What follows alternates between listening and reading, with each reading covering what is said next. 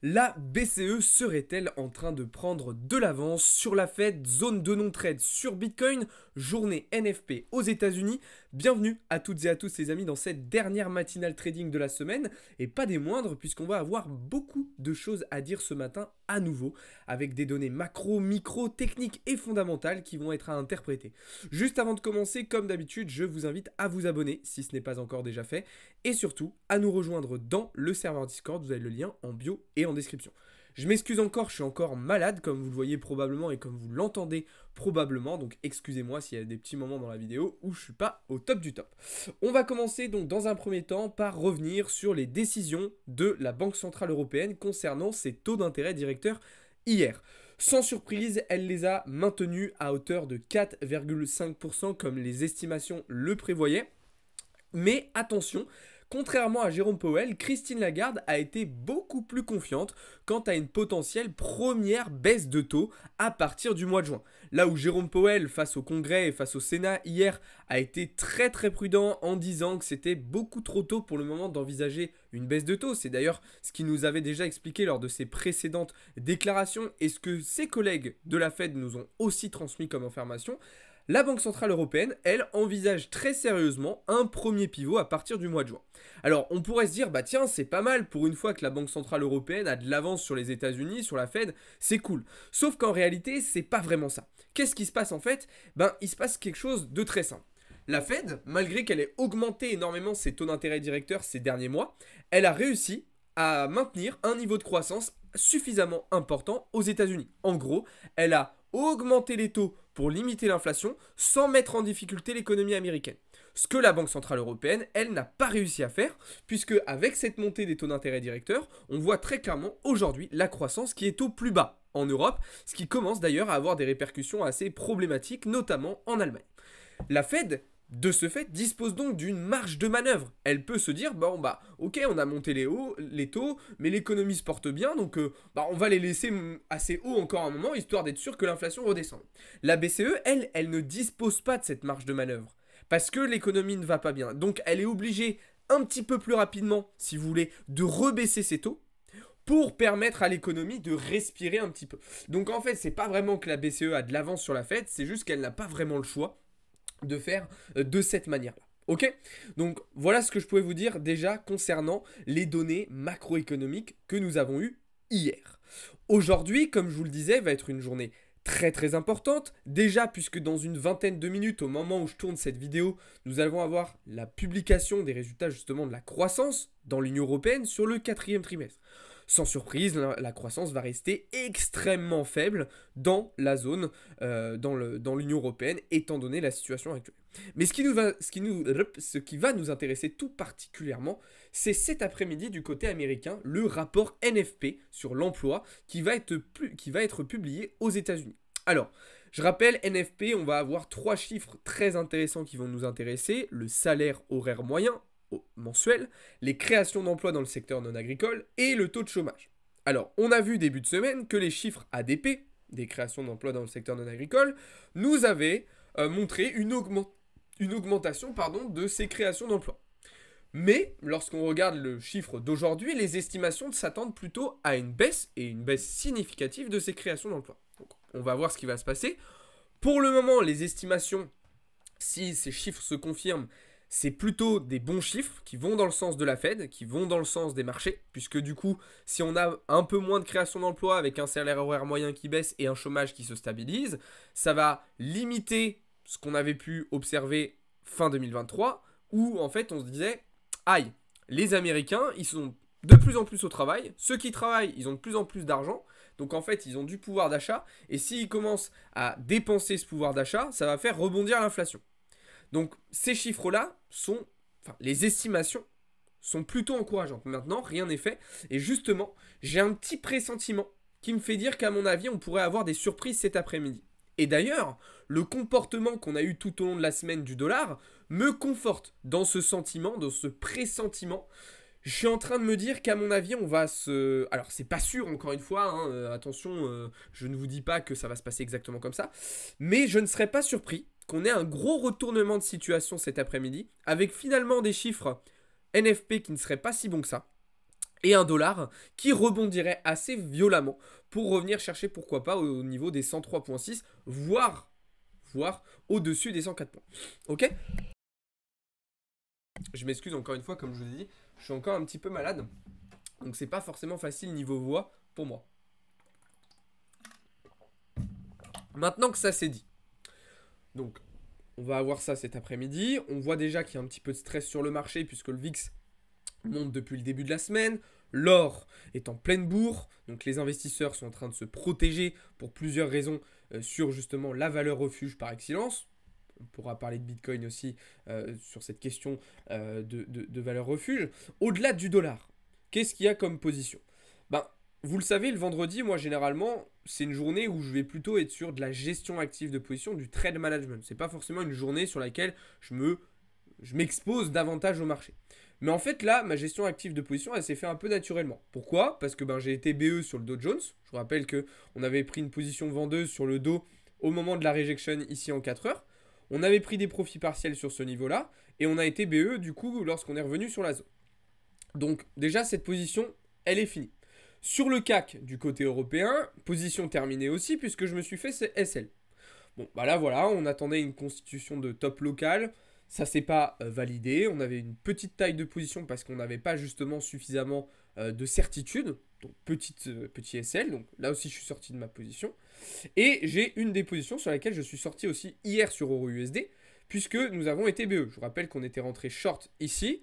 On avait pris des profits partiels ici et remontré notre SL à BE. Et du coup on a été sorti lors de la remontée. Alors la petite subtilité c'est que sur EURUSD je me suis repositionné. Pourquoi? Parce que j'ai compris en fait, j'allais dire mon erreur, c'est pas vraiment une erreur, mais effectivement il y avait ce high là qui était aussi à récupérer avec cette FVG en 4 heures.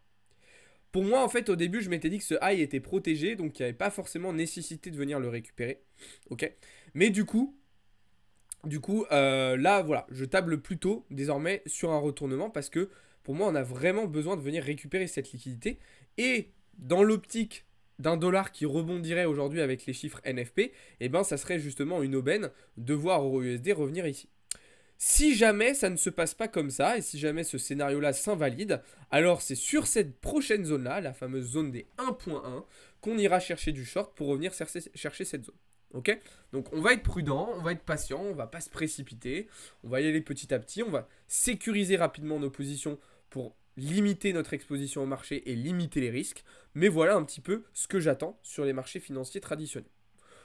Voilà, donc comme je vous l'ai dit, je suis plus en position sur les indices américains, je ne pense pas reprendre de position aujourd'hui. Et sur le européen, j'ai juste oublié de préciser, mais je suis toujours vendeur sur le FTSE, toujours dans le même trade depuis le début du mois de février, ok? Enfin, le début, la moitié du mois de février, pardon. Donc voilà, là il faut être patient, ça met un petit peu de temps à se décanter, mais je reste convaincu qu'on devrait revenir récupérer au moins les 7500 points. Du côté des matières premières, donc je vous disais l'or qui ne cesse de monter, donc pas de retournement à venir selon moi, enfin en tout cas pour le moment il n'y a pas de signaux de retournement sur le cours de l'or, donc je n'y touche pas, on verra semaine prochaine potentiellement pour entrer en position. Et du côté du pétrole, pareil, pas de changement pour le moment, on est toujours en observation et dans l'attente de venir chercher nos prix d'entrée. Donc là, vous voyez que la patience est le maître mot sur les matières premières et c'est important de savoir suivre son plan, comme je vous l'ai déjà expliqué un certain nombre de fois. Voilà ce que je pouvais dire sur les marchés financiers traditionnels. Donc bien évidemment, toutes ces données dont je vous ai parlé, on les suivra en direct cet après-midi à partir de 14h15. J'ai fait une petite erreur sur le planning, j'ai mis 15h15, mais le live débutera bien donc à 14h15 pour suivre les annonces macro en direct. Et je vous rappelle que demain à 15h, il y aura une AMA dans le serveur Discord, soyez présents parce qu'on a des infos importantes à vous transmettre, des petites annonces à vous faire et il y aura des petits cadeaux aussi à gagner. Ok? Voilà, maintenant on va désormais pouvoir passer du côté du marché crypto. Je vais reboire une petite gorgée d'eau et après ça va le faire. Donc marché crypto dans le vert ce matin, comme vous le voyez actuellement à l'écran, avec un Bitcoin aux alentours des 67 500 $, Ether aux portes des 4000 $, et globalement du côté des alts c'est assez hétérogène à nouveau. On retrouve de très très belles performances de certains shitcoins comme le Floki, le WIF, d'autres alts qui sont en très très belle santé, j'ai envie de dire, comme le BNB, comme l'Ethereum classique, comme le TIA, le NEO, etc. Et d'autres qui sont un petit peu plus en difficulté, comme le FET, le NIR ou encore le BCG. Ok? Alors, pour moi sur Bitcoin, c'est très très simple. Actuellement, on est sur une zone de non-trade. d'accord? Pour le moment, je ne prends pas de position sur BTC. Mon plan, il est simple, c'est tout simplement d'attendre qu'on vienne récupérer les ordres qui ont été placés au-dessus de la TH. Parce que oui, effectivement, je pense qu'il y a énormément de gens qui ont short ici et qui short depuis qu'on est rentré dans cette phase de latéralisation. Et on le voit sur l'order book, il y a énormément d'ordres qui sont en train de s'accumuler au-dessus de la TH. Donc moi, je vais attendre qu'on vienne récupérer cette zone. Et si on est rejeté et qu'on a une réintégration, alors je viserai un short en direction des 61 000 $, zone sur laquelle aussi on a pas mal d'ordres à revenir récupérer. Attention, le fait de récupérer ces ordres à 70 000 $ peuvent potentiellement aussi nous propulser plus haut. Ok? Donc il faudra être très prudent et bien attendre des confirmations. Pour le moment, on voit que l'open interest continue un petit peu de monter, les fundings sont en train de remonter aussi, et du côté des spots, c'est toujours acheteur. Pas de changement de ce point de vue-là, donc les datas sont à peu près similaires à ce qu'on a depuis quelques jours. D'accord? Mais d'un point de vue price action, purement, pour moi, il n'y a pas de raison de prendre de position pour le moment. Il n'y a pas de setup, de configuration qui permettent d'envisager quelconque trade. Donc on ne fait rien, on patiente et on verra probablement début de semaine prochaine, selon la vitesse à laquelle ça va se déplacer. Peut-être que cet après-midi, on va venir sweep la TH et dans ce cas-là, on se positionnera plus tôt. Mais je ne pense pas forcément. Ok? Donc sur BTC, zone de non-trade actuellement, on patiente. Sur Ether, c'est un petit peu la même chose puisque moi, vous le saviez, j'attendais un retour dans la zone des 3600 $ pour long. Il n'est pas revenu dans cette zone, donc pour le moment, je ne fais rien. Je n'achète pas, je ne vends pas, j'observe et je suis déjà dans l'optique et dans la reconstruction d'un nouveau scénario, d'un nouveau plan pour les jours à venir et probablement surtout pour la semaine prochaine. Par contre, contrairement aux jours précédents où je vous disais que je me concentrais beaucoup sur Ether et BTC pour du trading intraday, c'est vrai que je commence à regarder un petit peu plus les alts sur cette fin de semaine, notamment ARB, sur lequel on est venu chercher notre prix d'entrée en 4 heures. Alors c'est une position qui est très très risquée, hein, étant donné qu'on a un Ethereum qui est bullish, mais c'est ma stratégie, c'est mon plan, c'est un setup que je travaille depuis un moment et pour moi il est très très pertinent. Alors je ne sais pas si on reviendra aussi bas, je ne pense pas, mais pour moi cette zone là est absolument à récupérer ici sur ARB.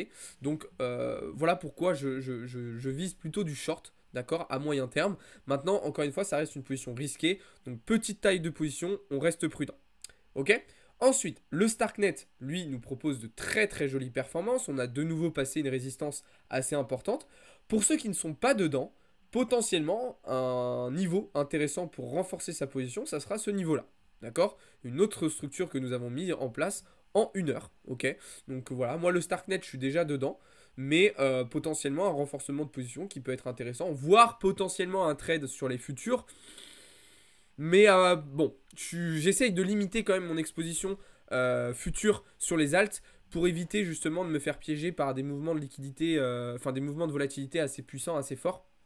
Donc voilà, encore une fois, quand même, pourquoi je reste un petit peu plus focus sur BTC et Ether pour de l'intraday. Sur le Dogecoin, j'ai pris une petite position aussi ce matin à la vente. Setup qui ressemble un petit peu à celui d'ARB, même si on est sur du plus court terme. Donc là aussi, une position risquée. Soyez prudents. D'ailleurs, je précise que tout ça n'est pas du conseil en investissement, d'accord? Donc ne copiez pas bêtement ce que je dis et ce que je fais. Donc petite position intéressante sur le Dogecoin. Et puis sinon, Solana et BNB, pour moi, qui sont bien partis pour aller chercher leurs ATH. Il n'y a pas de raison, sauf catastrophe, qu'on se retourne pour le moment. Donc je pense qu'ils sont en bonne voie pour aller chercher, surtout Solana. Hein. Je pense qu'il est vraiment bien parti pour aller chercher son ATH. Donc ça, c'est plutôt intéressant. Voilà les amis, ce que je pouvais vous dire sur le marché crypto. Évidemment, il y a plein d'autres choses à dire si vous voulez aller un petit peu plus en profondeur dans tout ça, dans tout ce que je vous ai expliqué aujourd'hui. Si vous voulez aller un petit peu plus en détail, je vous invite à nous rejoindre sur Discord. Si vous avez besoin d'aide, d'accompagnement, c'est aussi là-bas que ça se passe. Vous avez toutes les informations dans la bio et dans la description. Merci beaucoup d'avoir regardé cette vidéo. Si elle vous a plu, n'hésitez pas à lâcher un petit like. Si vous avez des questions, n'hésitez pas à les poser dans les commentaires. Moi, je vous souhaite une très bonne journée et puis on se retrouve cet après-midi en live sur Twitch et sur TikTok à partir de 14h15. Ciao tout le monde, c'était Alex pour Blockchain Capital.